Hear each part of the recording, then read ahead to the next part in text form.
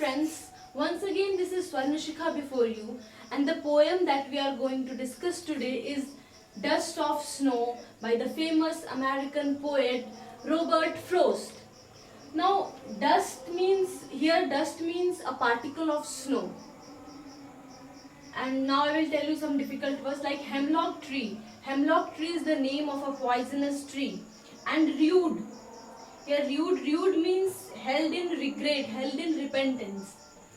So in this poem, through this poem, the poet narrates an incident of his life in which he was once sitting under a hemlock tree and a crow shook a particle of dust on that poet, and this small incident completely changed the mood of the poet. He had actually wasted some part of the day in some regretful mood, but that small incident, the falling of a particle of snow on the poet, on the narrator, completely changed his mood, and some part of his days that had been wasted now got saved.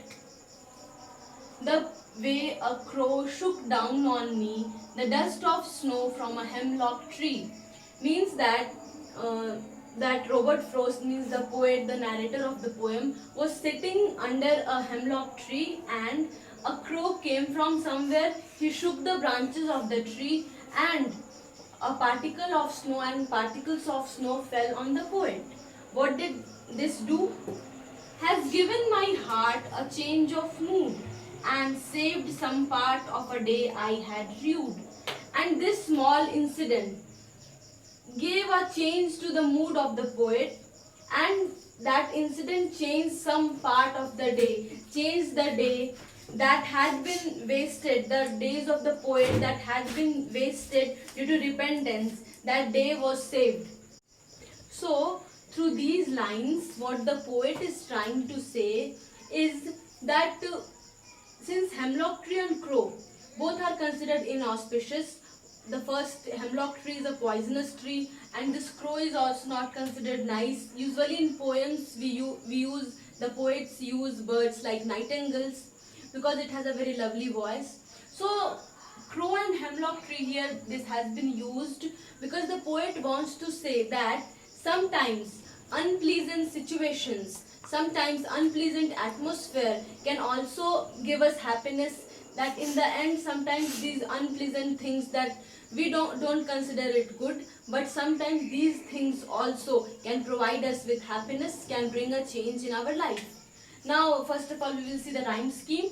Here it sounds crow, so we give it A, then B, then crow and snow, the sounds match, then A. Me and tree, the sounds match, so again it's D. Now heart and part, these both match, and mood and rude. So the rhyme scheme of this poem is AB, AB and CD, CD.